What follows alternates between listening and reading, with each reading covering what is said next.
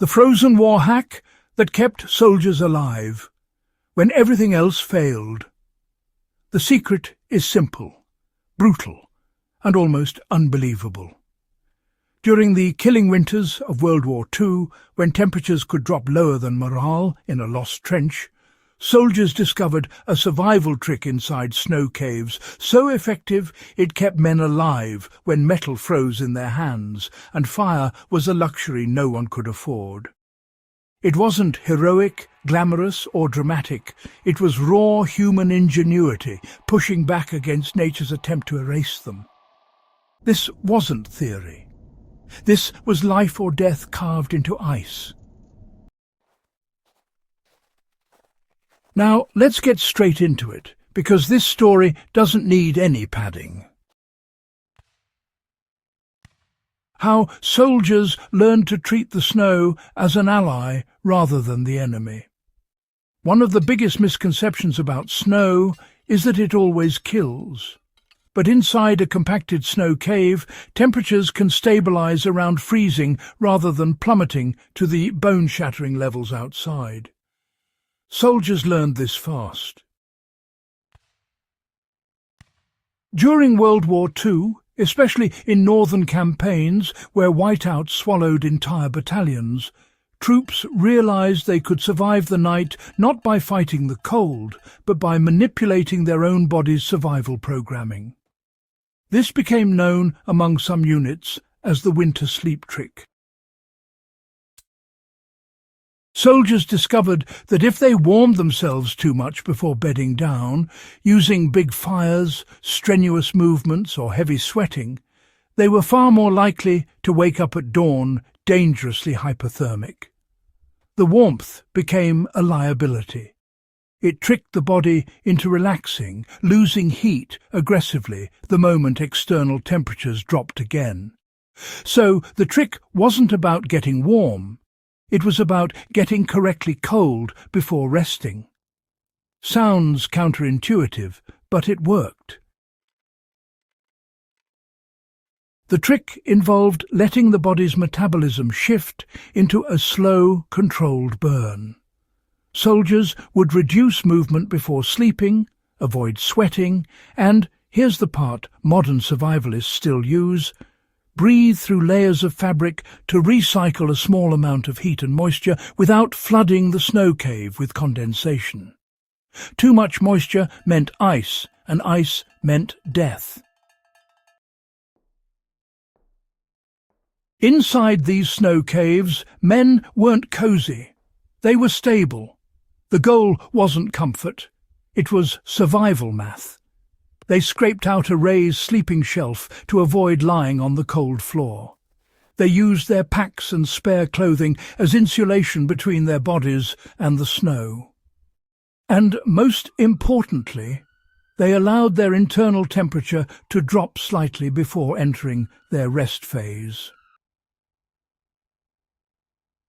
This prevented the sudden heat loss crash that killed so many inexperienced soldiers who tried to stay, comfortably warm. Comfort was the enemy. Control was everything. When you're in winter conditions harsh enough to freeze rifles and shatter steel, a soldier's biggest threat isn't incoming fire. It's the environment itself. Frostbite, hypothermia and cold-induced fatigue killed thousands.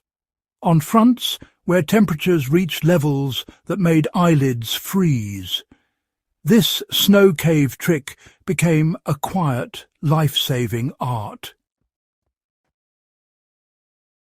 Units in some northern campaigns reported that men who used the controlled cooling method slept longer, woke up more alert, and could keep marching without the hallucinations and sluggishness that came from unstable temperature loss.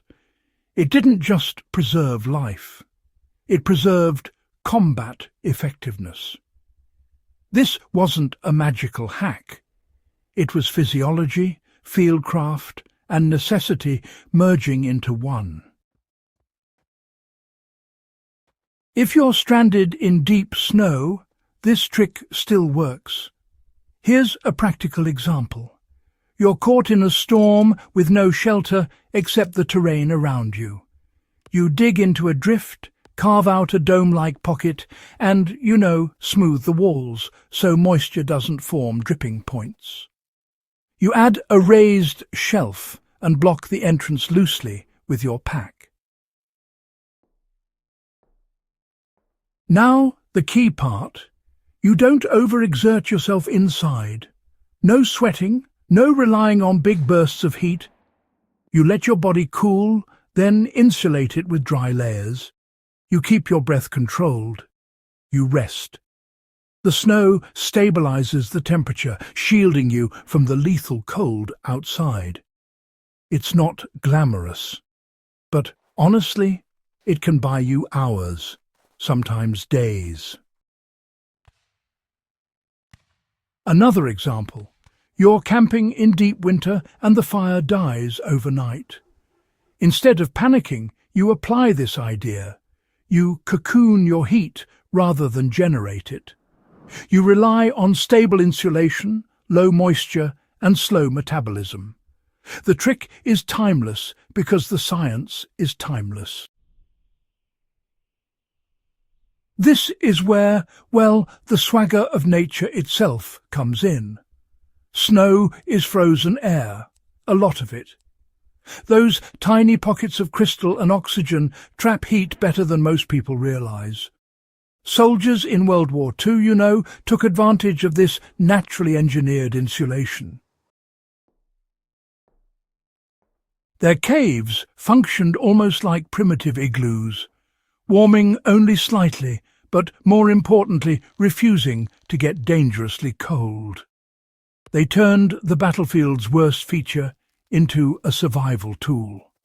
That's tactical improvisation in its purest form. Modern survival schools still teach a version of this principle. Rescue units, mountain troops, and even Arctic researchers use controlled cooling and snow cave stabilization to prevent lethal heat loss. The method doesn't advertise itself because it isn't flashy. But, honestly, anyone who has slept in a snow shelter understands why it works. Soldiers in World War II didn't have the luxury of textbooks or instructors. They learned the hard way, and those lessons echo into today's survival fieldcraft. Their knowledge became the backbone of cold weather doctrine, because it was written in frost and paid for in lives. It's one thing to know battles and timelines, but honestly, it's another to understand the raw human decisions that kept soldiers breathing long enough to fight them. These winter survival hacks, they shaped outcomes in ways rarely mentioned in history books. Operations stalled, advanced, or even collapsed, depending on who managed nature better. Cold doesn't care about strategy. Still, soldiers who mastered that winter sleep trick really stacked the odds in their favor. If you're a survivalist, this isn't just history.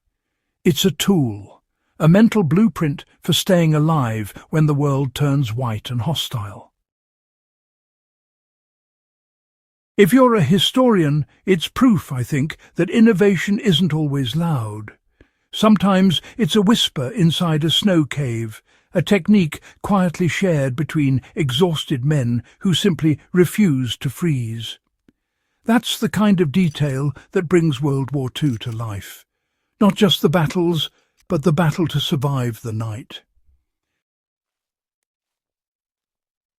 If you want more deep-cut history like this, more hidden tactics, more raw stories behind the curtain, make sure you subscribe to HistoryHQ and share this with someone who loves history as much as you do.